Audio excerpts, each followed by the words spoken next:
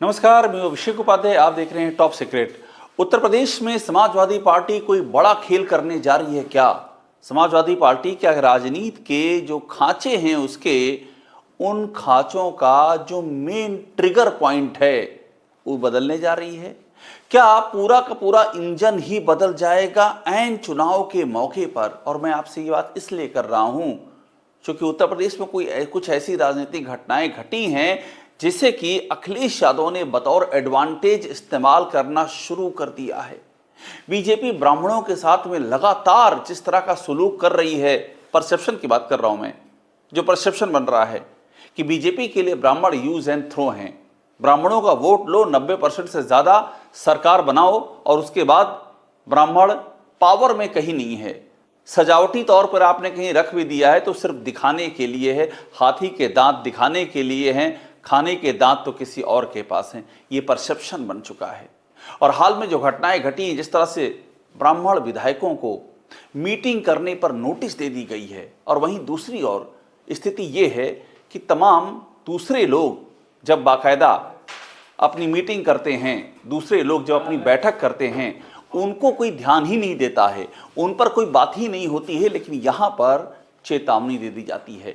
इस सब से, इस परसेप्शन से जो नुकसान बीजेपी का हुआ है, उतना ही फायदा लेने की कोशिश समाजवादी पार्टी कर रही है।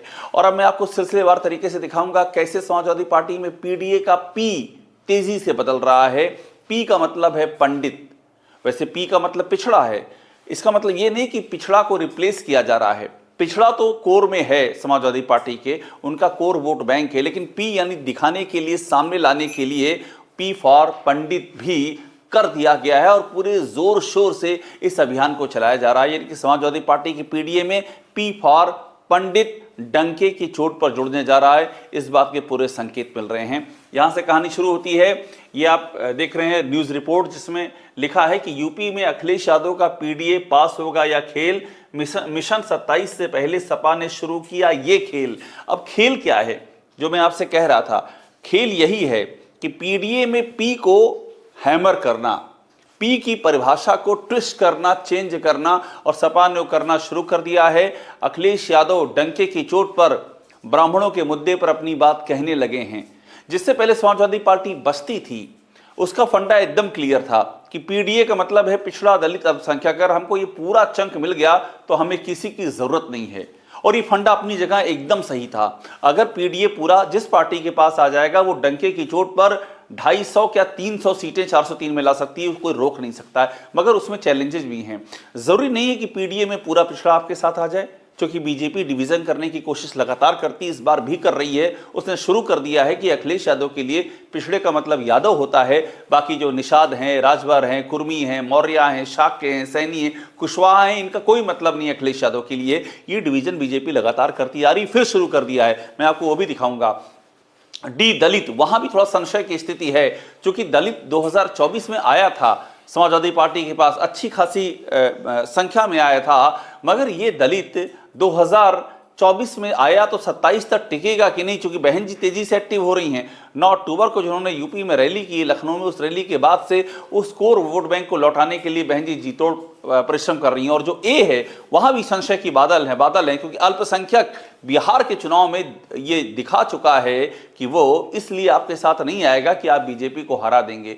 वो तब आएगा जब आप उसकी बात करेंगे, उसके तमाम मुद्दों पर स्टैंड लेंगे। उसने बिहार के चुनाव में 5 सीटें ओवैसी की झोली में डाल करके ये साबित कर दिया है। और मैं आपको ये कहानी बता दूं कि ओवैसी पूरी ताकत के साथ 2027 का चुनाव लड़ने जा रहे हैं, गठबंधन की कवायद कर रहे हैं, चंद्रशेखर से उनकी बात चल रही है। और उनकी बात कांग्रेस और बीएसपी, ये 2 ऐसी पार्टियां हैं, कांग्रेस से बहुत मुश्किल है आज की तारीख में, मगर हो जाए तो हैरान भी मत होइएगा। और बीएसपी से एक आइडियल कॉम्बिनेशन इसलिए भी हो सकता है क्योंकि बिहार में एक टैसिट अलायंस रहा है, इसलिए भी हो सकता है। तो इन सब को देखते हुए समाजवादी पार्टी ने रणनीति बदली है और अब वो पी पर फोकस कर रही है, क्योंकि पंडितों का एक बड़ा तबका है जो बीजेपी से नाराज बताया जा रहा है। एक नहीं, कई रीजन है उसके, मैं उसके बारे में भी आपको बताऊंगा। अभी ये देखिए, ये जो यहां लिखा है कि सपा ने शुरू किया ये खेल। अब सपा का ये खेल क्या है, इस पर एक निगाह डालते हैं। यहां साफ लिखा है कि यूपी की राजनीति में 2027 से पहले भोज और ब्राह्मणों की बैठक ने पार्टियों के बीच हलचल मचा दी है। बीजेपी के ब्राह्मणों की बैठक के बाद एसपी ने अपना दांव चलकर माहौल को गरमा दिया है। अब ब्राह्मणों की बैठक के बाद एसपी दांव चल रही है, यही असली खेल है। आपको याद होगा 23 दिसंबर की तारीख लखनऊ में एक बैठक होती है। हमने टॉप सीक्रेट पे वो खबर ब्रेक की थी और उस खबर को ब्रेक करने के बाद यूपी की राजनीति में तूफान आ गया। ब्राह्मणों की बैठक चुपचाप हो रही थी, हमने तस्वीरें दिखा दी, हमने अंदर की कहानी बता दी, बातचीत क्या हुई ये बता दी, वहाँ जो सिग्नेचर किए गए सिग्नेचर तक सामने रख दिए कि ये कोई डिनर पार्टी नहीं थी, ये कोई बाटी चोखा की दावत नहीं थी, यहाँ बाकायदा लामबंदी की गई है ब्राह्मण मुद्दे पर। और उसके बाद बीजेपी ने भारी ब्लंडर की, ऐसा कहा जा रहा है, नोटिस दे दी उन ब्राह्मण विधायकों को, जबकि इसके पहले भी कुटुंब की बैठकें हुई थी और तब बीजेपी ने कुछ नहीं कहा था। और अखिलेश यादव ने इसी का जम करके लाभ लेने की कोशिश की है। वो यहां तक ट्वीट कर चुके हैं कि जब अपनों की बात आती है तो कोई बात तो आप कोई टिप्पणी नहीं करते हैं, यानी कि आप कोई चेतावनी नहीं करते हैं। जब आपके स्वजातीय मीटिंग करते हैं और ब्राह्मणों को आप चेतावनी देते हैं, इस आशय का ट्वीट भी कर चुके हैं अखिलेश यादव। और उन्होंने नए साल के मौके पर समाजवादी पार्टी में बाटी चोखा भोज का आयोजन किया गया। ये मैसेज देने के लिए किया गया कि वहां जब ब्राह्मण विधायक बाटी चोखा करते हैं तो बीजेपी नोटिस देती है। हमने तो डंके की चोट पर बाटी चोखा का आयोजन कर दिया है, यहां कौन नोटिस देगा? मैं राष्ट्रीय अध्यक्ष हूं, मैं ऐलान कर रहा हूं। सीधा का सीधा संदेश दिया जा रहा है ब्राह्मणों को। और इसके पहले भी तमाम मुद्दों पर अखिलेश यादव, ये आपको याद होगा, हाता नहीं सुहाता, हाता नहीं है भाता, ये हाता को लेकर के पंडित हरिशंकर तिवारी की जो पॉलिटिक्स है गोरखपुर में, उसको लेकर के भी अखिलेश यादव बहुत ही ज्यादा मुखर रहे हैं और वो बोलते रहे हैं। तो अब इस पर फोकस तेज हो गया है कि अगर इन ब्राह्मणों का एक तबका, जो कि यूपी में 14% बताए जाते हैं, 12 भी कहा जाता है, 10 से 12 के बीच में एक एवरेज है और 115 करीब सीटों पर इनका असर है। अगर ये एक चंक इसका बड़ा चंक 90% ने बीजेपी को वोट किया था पिछले चुनाव में, लोकसभा में, 90 में से अगर मान लीजिए 30-35 भी समाजवादी पार्टी निकाल लेती है तो बहुत बड़ा गेम चेंजर हो जाएगा उनके लिए, ऐसा मानना है। अब आगे की कहानी देखिए। बीजेपी के नाराज ब्राह्मणों को साथ लाएगी सपा, अखिलेश के चाचा शिवपाल ने बताया प्लान। शिवपाल यादव का बयान बड़ा चर्चा में रहा। उन्होंने कहा कि ब्राह्मणों को सम्मान पाना है तो यहां आ जाएं। ध्यान दीजिएगा समाजवादी पार्टी की पुरानी कहानी को। मुलायम सिंह यादव के साथ में जनेश्वर मिश्रा का होना, और जनेश्वर मिश्रा समाजवादी पार्टी की रीढ़ थे और मुलायम सिंह यादव वैसे ही उनको प्रोजेक्ट भी करते थे, छोटे लोहिया कहना। इनफैक्ट जब अखिलेश यादव ने अपनी पॉलिटिक्स शुरू की तो मुलायम सिंह यादव ने उन्हें जनेश्वर मिश्रा की ही संरक्षण में भेजा। जनेश्वर मिश्रा ने अखिलेश यादव को पॉलिटिक्स के गुर सिखाए। तो वो एक बड़ा प्लैंक रहा है मुलायम सिंह यादव के ज़माने से कि हमको एक चेहरा ये देना है, और मुलायम सिंह यादव ने इसको लंबे समय तक चलाया भी। अब देखिए, ये अगली कहानी कहती है कि ब्राह्मण वोट बैंक पर अखिलेश की नजर। शुभांशु शुक्ला के घर पहुंचने के क्या है सियासी माने? शुभांशु शुक्ला की अंतरिक्ष यात्रा के बारे में कौन नहीं जानता है।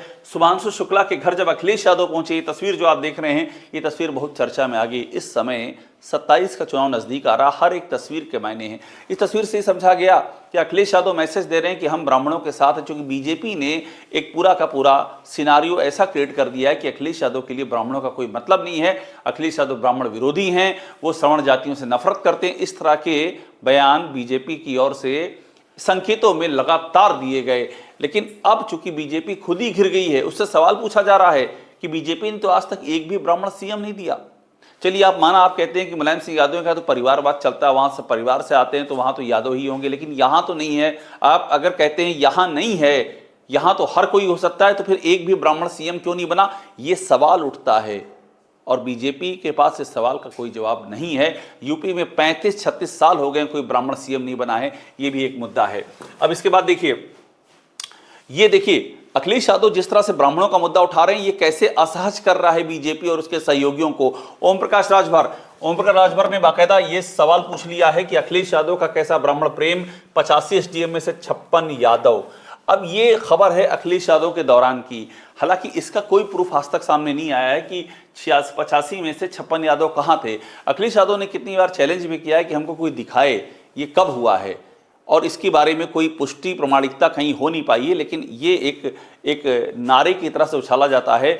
ओम प्रकाश राजभर जो सहयोगी हैं बीजेपी के, और पूर्वांचल में जहां पर मऊ हो गया, आजमगढ़ हो गया, गाजीपुर, बनारस, इन तमाम इलाकों में वो बीजेपी को गैर यादव ओबीसी का एक बड़ा सपोर्ट देते हैं और 2022 में अखिलेश यादव के साथ थे। अब वो इसी ब्राह्मण इस प्रेम पर अखिलेश यादव पर हमला कर रहे हैं, यानी कि बीजेपी बेचैन हो रही है।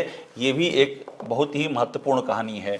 अब इसके आगे देखिए, पीडीए की राजनीति करने वाली समाजवादी पार्टी यूपी में ब्राह्मणों के मुद्दे क्यों उठा रही, ये अखबारों में छपने लगा है बाकायदा कि समाजवादी पार्टी यूपी में ब्राह्मणों के मुद्दे क्यों उठा रही है।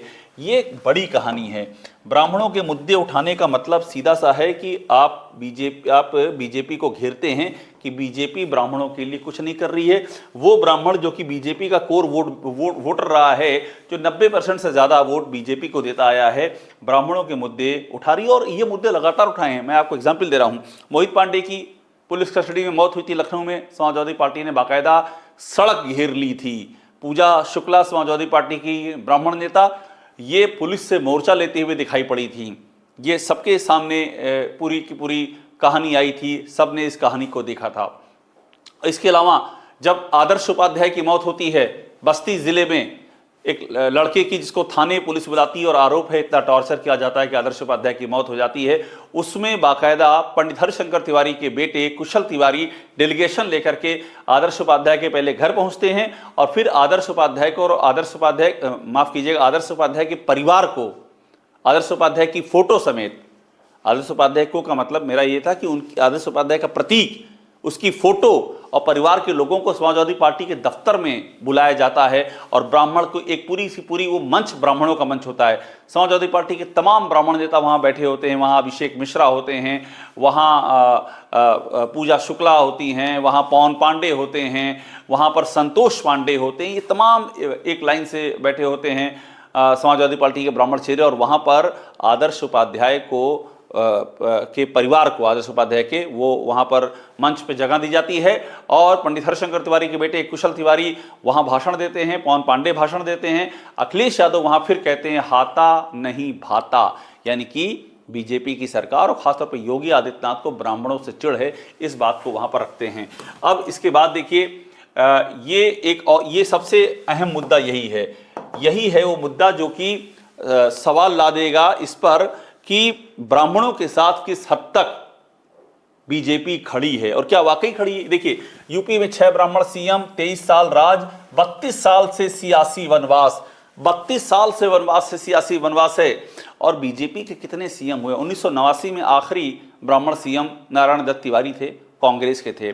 कांग्रेस का वहीं अवसान हो गया, कांग्रेस अपने दम पर फिर सत्ता में कभी नहीं आई, लेकिन उसके बाद भी कोई ब्राह्मण सीएम बना नहीं।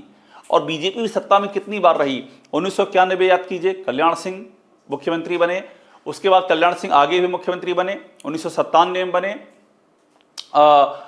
उसके बाद बीजेपी के शासन में रामप्रकाश गुप्ता बने, राजनाथ सिंह बने, योगी आदित्यनाथ बने, तमाम लोग बने हैं। लेकिन इसमें 2 ठाकुर हो गए, कल्याण सिंह लोध समाज से हो गए, रामप्रकाश गुप्ता वैश्य समाज से हो गए, मगर ब्राह्मण समाज से कोई नहीं बन पाया सीएम। ये एक बात है। और अभी आज की तारीख में आप योगी आदित्यनाथ की कैबिनेट में देखिए, कहने को ब्रजेश पाठक बतौर ब्राह्मण चेहरा डिप्टी सीएम है, लेकिन ब्रजेश पाठक की कितनी चलती है? क्या थोड़ी भी चलती है? आप किसी से पूछ लीजिए, एक आम धारणा है कि उनके मंत्रालय में ही नहीं चलती है। वो किसी सीएमओ का ट्रांसफर तक नहीं कर सकते हैं, सब योगी आदित्यनाथ ने अपने हाथों में ले रखा है। इस तरह से ब्राह्मणों को कथित तौर पर एम्पावर कर रखा है योगी आदित्यनाथ ने। तो कुल मिलाकर के ये जो कहानी है, यही असली कहानी है कि यूपी में ब्राह्मण कहाँ हैं और क्या इसी को मद्देनजर रखते हुए अखिलेश यादव ने फार्मूला बदल दिया है। पीडीए का पी फॉर पंडित हो गया है। 2026 में इसको और तेजी से प्रचारित किया जाएगा। और अगर एक चंक, मैं फिर आपसे कह रहा हूं, अगर एक चंक ब्राह्मण वोटर्स का अखिलेश यादव अपने साथ ले आए तो यूपी की राजनीति 2027 में बदल सकती है, नई शक्ल अख्तियार कर सकती है। टॉप सीक्रेट को देखते रहिए, लाइक कीजिए, इसे सब्सक्राइब जरूर कर लीजिएगा।